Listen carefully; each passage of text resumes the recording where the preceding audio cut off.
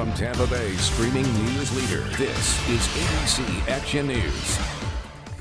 Well, today, of course, we'll continue to be following Hurricane Dorian's path closely as Tampa Bay prepares for the storm. Your full weather forecast with Jason Adams is coming up in just a moment. Good morning, I'm James Tully, and here are your ABC Action News headlines. Dorian's exact path is still uncertain, but millions of people in South Florida are getting ready. We know gas stations in West Palm Beach areas have been packed as many prepare to evacuate. People also prepping in the Orlando area, waiting in long lines for sandbags.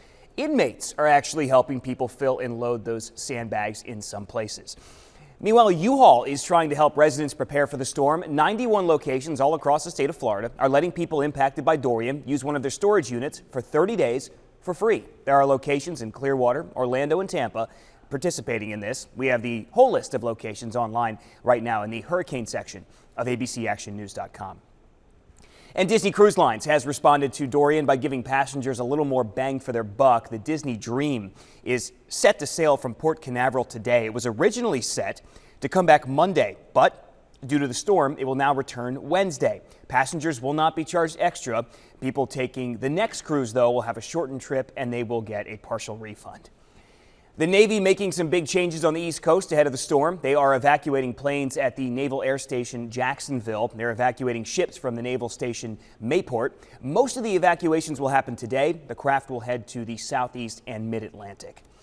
Tampa police, they are investigating an early morning shooting. A man showed up at a hospital with a gunshot wound. He should survive. Police believe this shooting happened on North 14th Street near Lineball. We are asking police if they have a suspect. We'll keep you posted.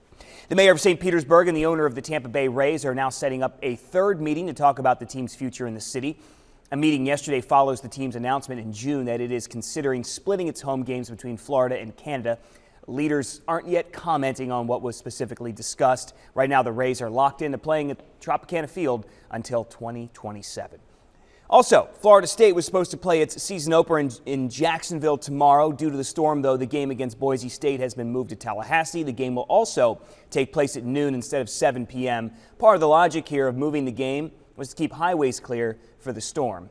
And Jason Adams, that makes a whole lot of sense when it comes to college football, doesn't it? Yeah, absolutely. College football, thousands of people out there, and a massive hurricane just offshore. Not a good combo. But the good news is for our local weather here, no tropical concerns with Dorian over the next 3 to 4 days. It's really not until next week that we would have to start potentially seeing some local impacts. So right now, upper 70s this morning. We're into the upper 80s by noon. High temperatures today back into the lower 90s. Your rain chances will be a little bit higher today. We're talking about on the order of 60 to 70%. Development should really start after the noon hour and become much more widespread later today.